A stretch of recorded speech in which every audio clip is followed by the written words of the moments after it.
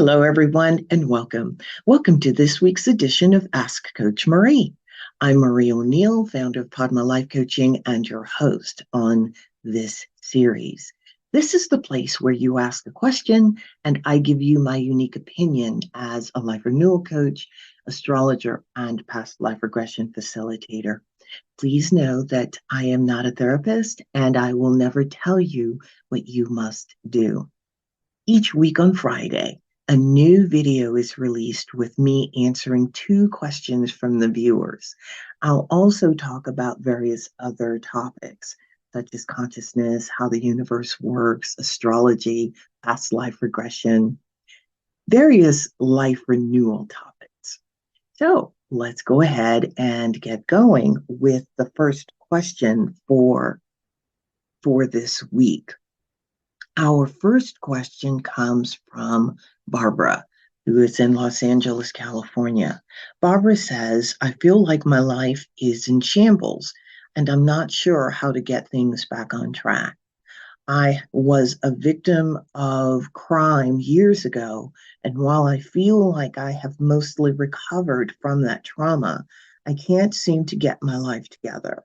I know you have experience working through your own trauma, so please help me with your sage advice. This is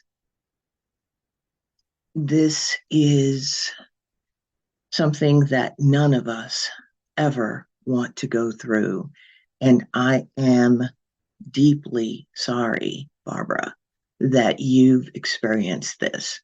It's a situation, or it's an experience that can stay with us for an entire lifetime. My goodness, we can even take this trauma with us into future lifetimes. And it affects every aspect of our life, every decision we make, everything we do is affected by the trauma that we've experienced. And what you've gone through, I definitely know how this feels. What can you do? Well, when we suffer trauma, it's stored in our DNA, pretty much in our cells. It's stored in the body. So we have to do what we can to get it out of the body.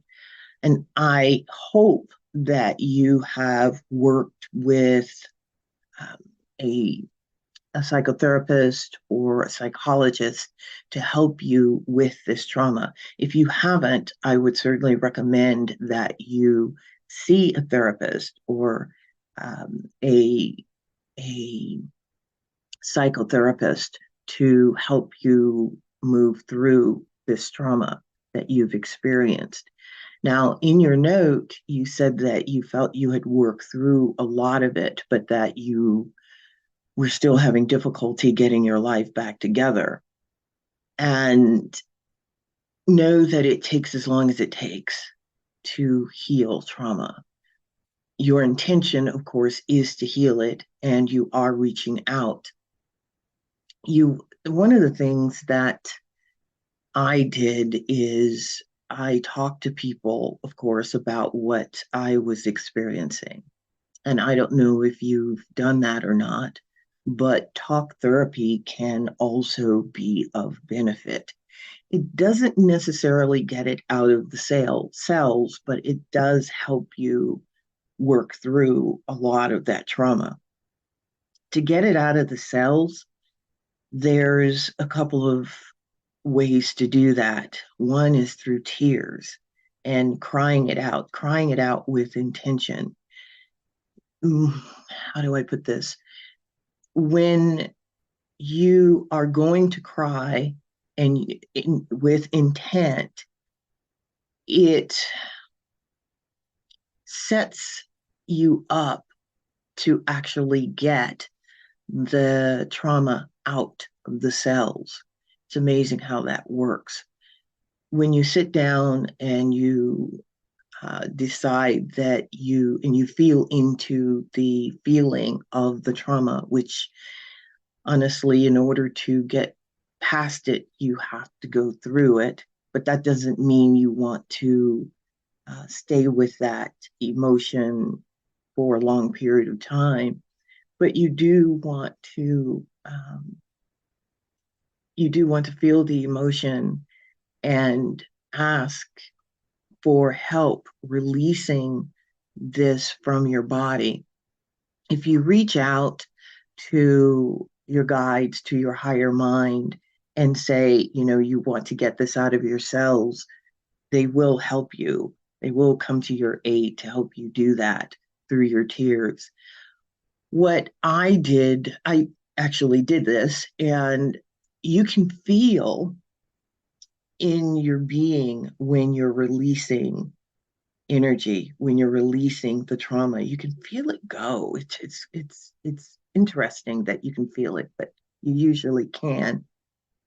Once you feel that you have let it go completely through tears, I would ask for verification from your guides, ask them to send you a sign or send you some way of knowing that you've actually let it go. Because you'll find that you might feel better and you feel that it's gone. It may be gone 100% and it may not be. You may have released it to a certain point and you need to go back in and do it again. That overall, with trauma, with any type of trauma, it's even when you heal it, you have a situation where I call it winding down the fan. When you have a ceiling fan and it's running and the fans are going and you turn the fan off, it doesn't stop right away. The blades have to slowly wind down and slowly stop. And this is what happens when you have worked on a trauma. How you're responding in life doesn't always change right away. It takes time for that to wind down. So you have to give yourself time and patience and talk to your friends to ask them to help you with this too. And as I said before, if you have a psychotherapist or psychologist, someone that you can work with to help you through this, I would certainly enlist their help. But that's the advice that I have at this time. Please send me an email and let me know how you're doing. And I definitely want to hear from you and know how you're progressing along. So, and thank you for sending this question in. I do appreciate it. Okay, the topic for today is the 5 phases of healing. And I decided to talk about this because of the question that Barbara sent in.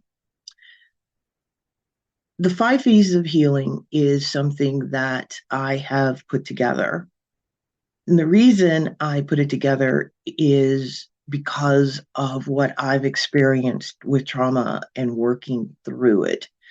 And I love systems. I love having things that I can hold on to let me know where I am in any particular process, especially with healing. With healing, the 5 phases are: first, you have to see that you have the issue and you need to be able to know that the issue is there. Sometimes other people see the issue or see that we have the issue, but we don't know that we have it. So you, the person who has the issue, has to see it first. You also have to have some type of foundation that you're working on, something you can stand on.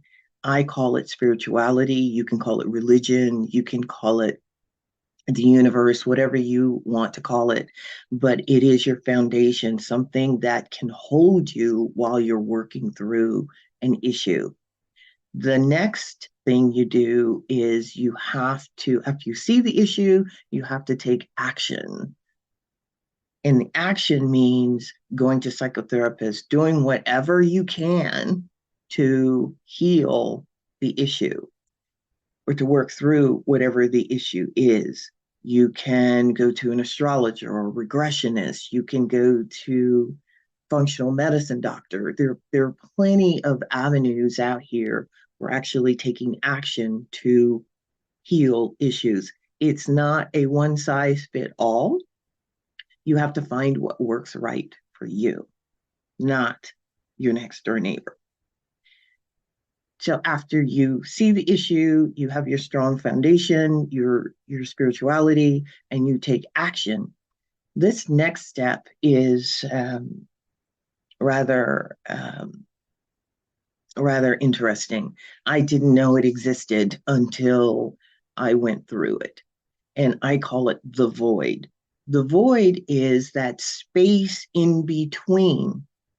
It's that middle space. You've taken action to work on an issue and you've worked on it to a certain point. Maybe you cleared it out.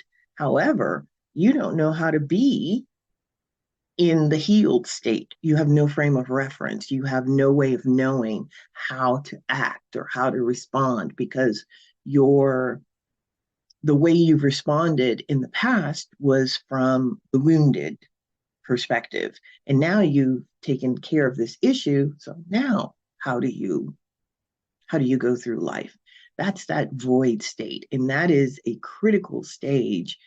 It's imperative that you know when you're in this stage because you haven't completely healed the issue yet.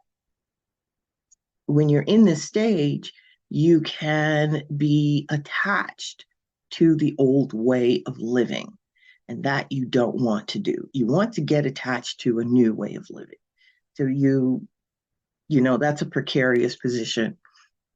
The last phase is the experience of being healed. And when I say the experience of being healed, the universe, when you've worked through as much as you can an issue, the universe sends you experiences of what it's like to be healed. The universe might send you people. The people in your life might change, and people who don't have the issue that you were working on. So they're experiencing life from a different perspective. And that helps to pull you towards being completely healed because when you're interacting with these people, they are helping you to be a new way. So the experiences of being healed, I call the 5 phases SAVES, SAVES. So I hope that helps. Now, let's go ahead and talk about the next question, which comes from Roxanne, who lives in Columbus, Ohio. Roxanne says, how can I overcome the fears and anxiety that's keeping me stuck in the past? That's a good question, Roxanne. And, without you being in front of me for me to query you on how this is, on details of the fears and the anxiety, I can only, of course, give you generalities on what you can do to help yourself move past it. Number one, you recognize that you have this issue and you want to move past it. That's the first step.